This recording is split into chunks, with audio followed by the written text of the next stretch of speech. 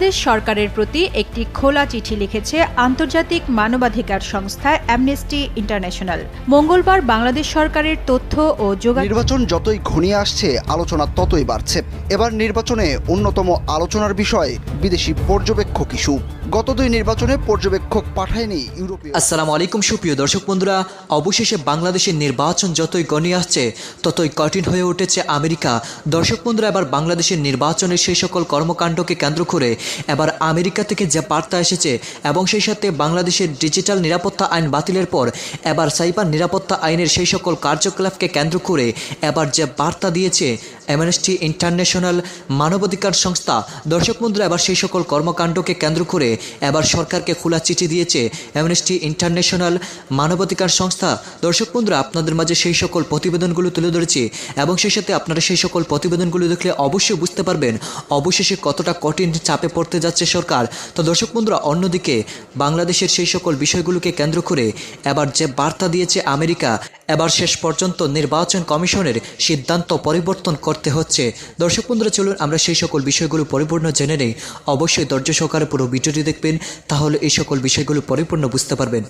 বাংলাদেশ সরকারের প্রতি একটি খোলা চিঠি লিখেছে আন্তর্জাতিক মানবাধিকার সংস্থা অ্যামনেস্টি ইন্টারন্যাশনাল।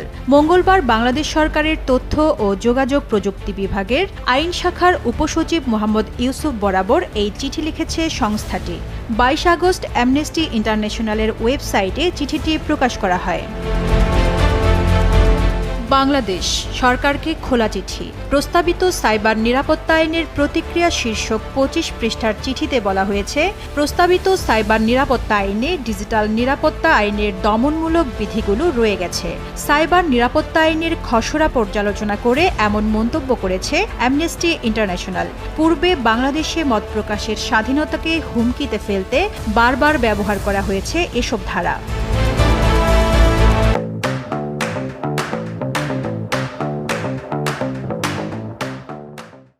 অ্যামনেস্টি ওই চিঠিতে লিখেছে, কয়েকটি অপরাধের জন্য কারাদণ্ডের সময়কাল কিছুটা কমানো ছাড়া প্রস্তাবিত সাইবার নিরাপত্তা আইনে তেমন কোনো পরিবর্তন দেখতে পায়নি তারা।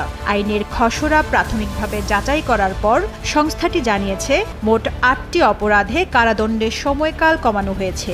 এছাড়া 2 ধরনের অপরাধের জন্য দণ্ড বাতিল করা হয়েছে। 3 ধরনের অপরাধের জন্য সর্বোচ্চ জরিমানার পরিমাণ বৃদ্ধি করা হয়েছে এবং অপরাধের পুনরাবৃত্তির জন্য জরিমানা বৃদ্ধির শাস্তি অপসারণ করা হয়েছে। মানবাধিকার সংস্থাটি আরও বলেছে, মত প্রকাশের স্বাধীনতার অধিকার হল একটি মৌলিক মানবাধিকার যা আইসিসিআরপির অনুচ্ছেদ 19-এর অধীনে নিশ্চিত করা হয়েছে। বাংলাদেশ নিজেও এতে স্বাক্ষর করেছে। এই অনুচ্ছেদে বলা হয়েছে, প্রত্যেকেরই কোনো ধরনের বাধা ছাড়া মতামত রাখার অধিকার রয়েছে এবং প্রত্যেকের মত প্রকাশের স্বাধীনতা রয়েছে। একইভাবে বাংলাদেশের সংবিধানের 39 অনুচ্ছেদে চিন্তা ও বিবেকের স্বাধীনতা, প্রত্যেক নাগরিকের বাক ও মত প্রকাশের স্বাধীনতা এবং সংবাদপত্রের স্বাধীনতার কথা বলা হয়েছে। অথচ প্রস্তাবিত সাইবার নিরাপত্তা আইন যদি সংশোধন করা না হয়, তাহলে এটি পূর্বের ডিজিটাল নিরাপত্তা আইনের মতোই থেকে যাবে। এই আইন সাংবাদিকদের ভয় দেখানো, হয়রানি ও নির্বিচারে গ্রেপ্তার করতে, ভিন্নমত দমন করতে এবং সমালোচকদের নিশ্চুপ করতে ব্যবহার করা যেতে পারে। অ্যামনেস্টি ইন্টারন্যাশনাল আরও বলে, আইসিটি আইনের দমনমূলক 57 ধারা সরিয়ে ডিজিটাল নিরাপত্তা আইনের মতো আরেকটি কঠিন আইন আনা হয়েছিল। এখন সেই আইন বদলে সাইবার সিকিউরিটি আইনের মতো প্রায় অভিন্ন আইন প্রণয়ন করা হচ্ছে। চিঠিতে প্রস্তাবিত নতুন আইনের কিছু সংস্কারের প্রস্তাব দিয়েছে অ্যামনেস্টি। সংস্থাটি বলেছে, শুধুমাত্র আইসিসিআরপি সহ অন্য আন্তর্জাতিক মানবাধিকার আইন অনুসরণ করেই নতুন সাইবার আইন প্রণয়ন করতে হবে। নতুন আইনের 21, 25 ও 28 নম্বর ধারাগুলো বাতিলের প্রস্তাব দিয়েছে অ্যামনেস্টি। সরকার অ্যামনেস্টির সুপারিশগুলোকে আমলে নেবে বলেও চিঠিতে আশা প্রকাশ করা হয়। নির্বাচন যতই ঘনিয়ে আসছে, আলোচনা ততই বাড়ছে। এবার নির্বাচনে অন্যতম আলোচনার বিষয় বিদেশি পর্যবেক্ষক ইস্যু। গত দুই নির্বাচনে পর্যবেক্ষক পাঠায়নি ইউরোপীয় ইউনিয়ন। তবে এবারের নির্বাচনে পর্যবেক্ষক পাঠাতে আগে থেকেই নানা রকম পরীক্ষা নিরীক্ষা শুরু করেছে তারা। তাই বিদেশি পর্যবেক্ষক নিয়ে তোড়জোড় চলছে নির্বাচন কমিশনেও। বুধবার বিদেশি পর্যবেক্ষক নীতিমালা নিয়ে 4 মন্ত্রণালয় ও এনবিআর এর সঙ্গে বৈঠক করেছে নির্বাচন কমিশন। বৈঠকে পররাষ্ট্র, স্বরাষ্ট্র, আইন, তথ্য ও সম্প্রচার মন্ত্রণালয় এবং এনবিআর এর সংশ্লিষ্ট প্রতিনিধিরা উপস্থিত ছিলেন। মূলত বিদেশি পর্যবেক্ষক নীতিমালার ব্যাপারে আন্তঃমন্ত্রণালয়ের মতামত নেয় ইসি। বিদেশি পর্যবেক্ষক নীতিমালা যুগোপযোগী করার পাশাপাশি বিদেশি পর্যবেক্ষকদের যন্ত্রপাতি আনা ও কর অব্যাহতির বিষয় নিয়েও আলোচনা হয়। সব গাইডলাইনের সবই পর্যবেক্ষকদের সহায়ক বলে জানান ইসির অতিরিক্ত সচিব অশোক কুমার দেবনাথ। বিদেশি পর্যবেক্ষকদের নীতিমালা প্রসঙ্গে অশোক কুমার বলেন, এই নিয়ে সামনে আরও বসা হবে। এরপর খসড়া কমিশন অনুমোদন দেওয়া হবে। সেপ্টেম্বরের প্রথম সপ্তাহে খসড়া চূড়ান্ত করব আমরা।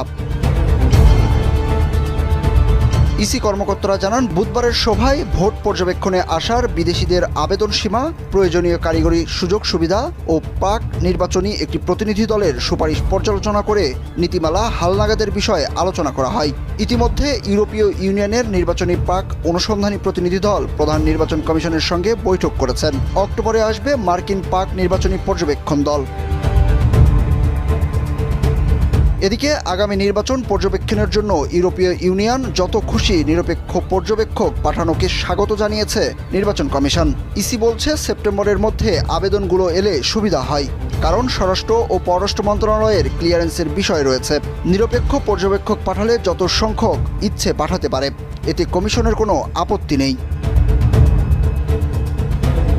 কয়েকদিন আগে পররাষ্ট্র মন্ত্রণালয়ের মুখপাত্র শেহেলি সাবরিন জানান, আসন্ন নির্বাচন পর্যবেক্ষণে বিদেশি পর্যবেক্ষককে অনুমতি দেওয়ার ক্ষেত্রে বাংলাদেশের প্রচলিত আইন ও নির্বাচন কমিশন কর্তৃক জারিকৃত নির্বাচন পর্যবেক্ষক সংক্রান্ত নীতিমালা অনুসরণ করা হবে।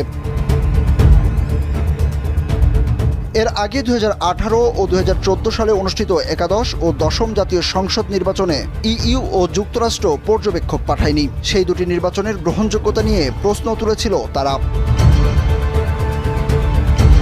সুরজ আহমেদ, কালবেলা।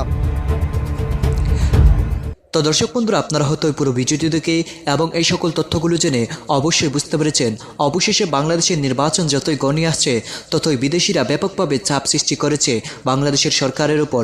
তো দর্শক বন্ধুরা, অন্যদিকে বিএনপি, জামাত এবং জাতীয় পার্টি যদি একত্রিত হয়ে তারা মাঠে নামে, তাহলে সরকারের পরিস্থিতি কী হবে সেটাই হয়তো আপনারা ইতিমধ্যে বুঝতে পেরেছেন। অন্যদিকে আমেরিকা যেভাবে চাপ দিচ্ছে, সেটাই বিএনপি এবং সেই সকল বিরোধী দলের নেতাকর্মীদের জন্য অত্যন্ত সুসংবাদ। তো দর্শক বন্ধুরা, আপনারা এই সকল তথ্যগুলো জেনে এবং এই সকল প্রতিবেদনগুলো দেখে আপনাদের কাছে কেমন হচ্ছে? তাহলে কি শেষ পর্যন্ত কঠিন চাপে পড়ে গিয়েছে বাংলাদেশের সরকার? তো দর্শক বন্ধুরা, এ বিষয়ে আপনাদের কি মতামত অবশ্যই কমেন্ট করে জানিয়ে দেবেন। তো দর্শক বন্ধুরা, ভালো থাকুন, সুস্থ থাকুন।